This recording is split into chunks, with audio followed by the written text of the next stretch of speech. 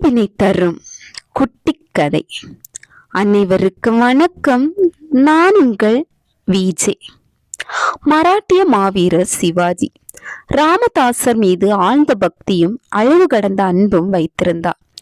ஒரு சமயம் அவருக்கு ஏராளமான பொன்னும் மணியும் இதர பொருட்களும் காணிக்கையாக கொடுத்து அனுப்பினார். இவைகளை பெற்றதும் ராமதாசர் கையளவு மண், சில கூழாங்கற்கள், கொஞ்சம் குதிரை, சாணம் ஆகியவற்றை கொடுத்து அனுப்பினார்.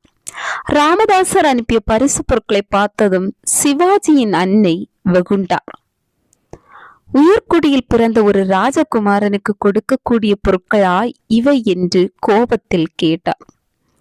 உடனே மாவீரர் சிவாஜி மிகுந்த அடக்கத்துடன், அம்மா, இவையெல்லாம் குரு தேவரின் தீர்க்க தரிசனம் மிக்க குறிப்பு பொருட்கள் அம்மா. மொகாலியர்களின் ஆதிக்கத்திலிருந்து இந்த நாடு முழுவதையும் நான் வெல்வேன் என்பதை இந்த மண் குறிக்கிறது. எனது நாட்டை வலிமை மிக்க மாபெரும் கோட்டைகளால் பாதுகாப்பேன் என்பதை இந்த கூழாங்கற்கள் காட்டுகின்றன. எண்ணற்ற மாவீரர்கள் அடங்கிய பெரிய குதிரைப்படையை அமைப்பேன் என்பதை இச்சாணம் உணர்த்துகிறது என்று கூறினார் சிவாஜி. தியாகியா துரோகியா? உலக அதிசயங்களில் ஒன்றான தாஜ்மஹாலை கட்டிய மொகாலிய சக்கரவர்த்தி ஷாஜகானை அவரது மகன் அவுரங்கசீப் 1658 சிறை வைத்துவிட்டு தானே சக்கரவர்த்தி என முடிசூட்டி கொண்டார். முக்காராம் கான் என்பவர் ஷாஜகானுடைய நம்பிக்கைக்குரிய வைத்தியர்.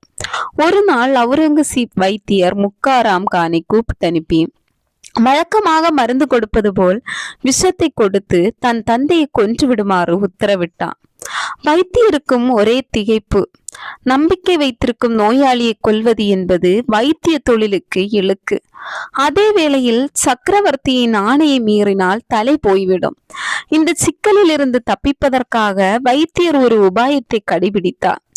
சக்கரவர்த்தியின் ஆணைப்படி முக்காராம் கான் விஷயத்தை கோப்பையில் கலந்தார். ஒரு சொட்டு உள்ளே போனாலே உயிரை குடித்துவிடும் விஷம் அது. அவுரங்கசீப் தன் தந்தை மருந்து என நினைத்து கொண்டு தனது ஆஸ்தான வைத்தியர் கையால் சாகப்போவது எண்ணி மகிழ்ச்சியில் இருந்தான். ஆனால் வைத்தியன் முக்காராம் கான் அந்த விஷத்தை ஷாஜகானுக்கு கொடுக்கவில்லை. தானே சாப்பிட்டு உயிர் துறந்தான்.